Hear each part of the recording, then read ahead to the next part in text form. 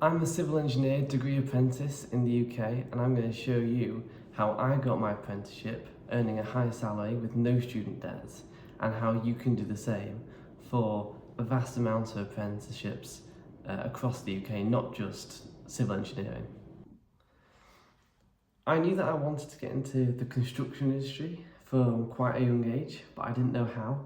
So when I completed my GCSEs, I did a T-level in construction design, surveying and planning, and a T-level is equivalent to 3 A-levels, but it's all based on one subject, one industry, and within that you do a work placement in your industry. And to be honest, it's a lot easier than A-levels, it seems. I did my work experience with a big contracting company, and I made a LinkedIn profile and I just messaged lots of people on LinkedIn working for these big companies asking if I can have any work experience, because that is the best chance of getting a degree apprenticeship. If you don't already have the connections, you've got to make them and you've got to get the experience. And that's what I had to do, because I didn't really have much knowledge of the construction industry, neither did I have any connections at the time. So that is the best way, I think, is to get a degree apprenticeship, is by making those connections if you don't already have them. I wanted to get an apprenticeship in civil engineering simply because of the work experience, because when you're on a degree apprenticeship, you're actually building a career.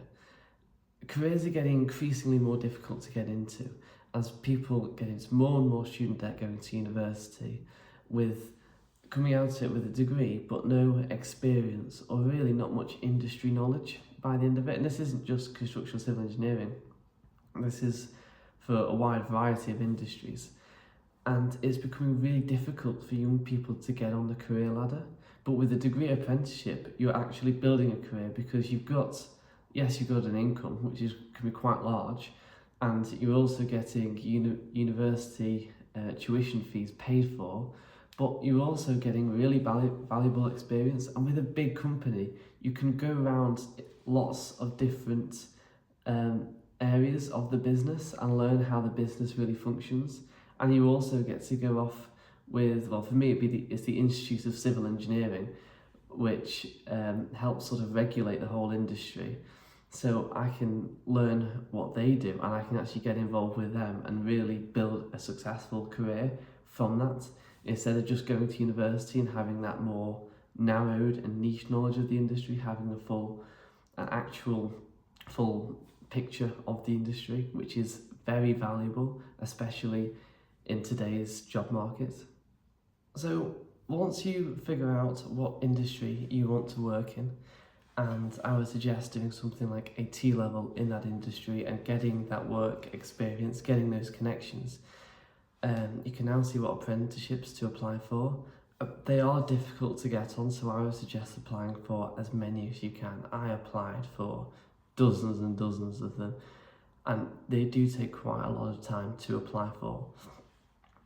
The first bit of the application process will probably be saying why you want that job, why you want to work for that company, etc, etc. Having that work experience, having that sort of inside knowledge is really key for this part, well, for all parts really, because nearly every apprenticeship I applied for that wasn't with the company that I did my work experience for rejected me nearly straight away. They are difficult to get. Once you've passed this stage of the process where you're saying why you want it, you might get a test, like a psychometric test, and basically this is just again, it's quite a boring stage of the process, and it's just those companies trying to see how your brain works and if they want to employ you. The company I work for luckily didn't do that, but a lot of other companies do, and they are quite monotonous and they are quite boring and repetitive. And there's not really any tricks to pass that. And then once you do that, it can be either like a video interview or a Teams interview. The company I work for did Teams, so I called someone and we had an interview over Microsoft Teams. But other companies will email you a list of questions, and then you've got to video yourself answering those questions. So they are quite tough. A lot of the application processes will be quite tough, but it is worth it once you get through it. And then there'll probably be something like an assessment centre. So you go to this assessment centre day and they're trying to assess how you work as a team, what do you bring to a team, and what are your perhaps leadership qualities, and things like that. For an apprenticeship, they're not really trying to assess your knowledge. They're trying to assess who you are as a person and how you can fit in to the business and to the team and contribute to that down the line. Once you've completed this stage of the application process, it's just a waiting game. You've got to wait for an email to see if you have or if you haven't got the apprenticeship. And it can be really difficult to tell. I remember going to my assessment centre day and having no clue if I have got it or not, because I thought everyone there deserved it just as much as I did and would have been as good, if not better really, as I was. So I am fortunate to have the apprenticeship. But some other good apprenticeships to apply for are ones like Plan B, and they are in certain areas, and you go around lots of different sites, lots of different construction sites, doing lots of different roles. So if you don't know exactly what you want to do, they can be really good because you can get a wide exposure, and they're in certain areas. So that Manchester City Council, I think, put that on, and you can go around the airport project and the Etihad campus stadium upgrade and things like that. So really big and interesting projects, and you have to either live or be in education within Greater Manchester to apply for that. So, and their application process is quite different. I think it's mainly just a written letter saying that you want the apprenticeship and what you bring, and then it's an interview, and that is it. It's a face-to-face interview with a few different people, and I think that is a lot better than a lot of the other companies doing it. And so that is one to think about. And it's not just in Manchester, I think it's in London and Newcastle as well as some others. I can't quite remember, but do have a look at those if you're interested in the construction industry. Okay, now for the bit of truth. This is the bit that no one really tells you when you're looking at like the early careers website or something, what the reality of a degree apprenticeship is actually like.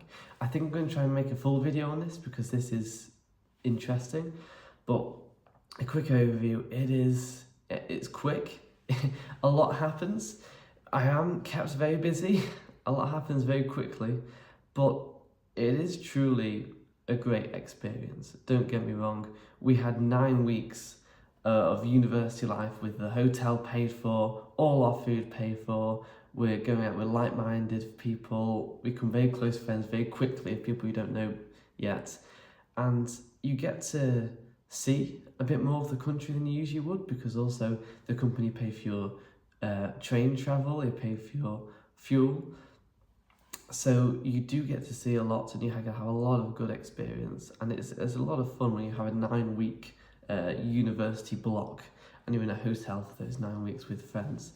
That is great fun. But then after that you're on site and you're on site placement, and you can have very long hours. These hours can be from 7:30 a.m. in the morning to 5 p.m, past 5 p.m. in the evening, and they are long days, especially when you're out on site. It's fun, don't get me wrong, and you have great experience, but they can be long hours and it can be hard work. Another thing is night shifts. Because I'm working on the railway, I have to do quite a bit of night shifts. I'm loving it because you get to go places where most people don't get to go, in the middle of a railway, in the middle of the night. I do find it quite fun and quite interesting every time. I think, is this real still? But it can be difficult getting up at like 8:30 p.m. in the evening after having a bit of an afternoon nap, and then working all through the middle of the night and going to bed at 7 a.m. in the morning. It can be difficult, but it is, as I say, it is just still great work experience and great fun. Another thing that's challenging, especially in the construction industry, I'm sorry if you're not going to the construction industry watching this video, it may be a bit less useful for you, but in the construction industry, your site placements can be difficult to find sometimes near where you live. So a lot of students will have to live away from home, and that's why they get put on those higher salaries, is to accommodate that living away from home. That's what I'm currently doing. I'm living away from home. I'm going to make a whole video about that, living away at home at 18, just coming out of college. It is a shock, especially when you only know that you're going to be living away from home just a few weeks before you have to. It can be challenging, but generally, especially the company I work for, they're good and they do accommodate for you.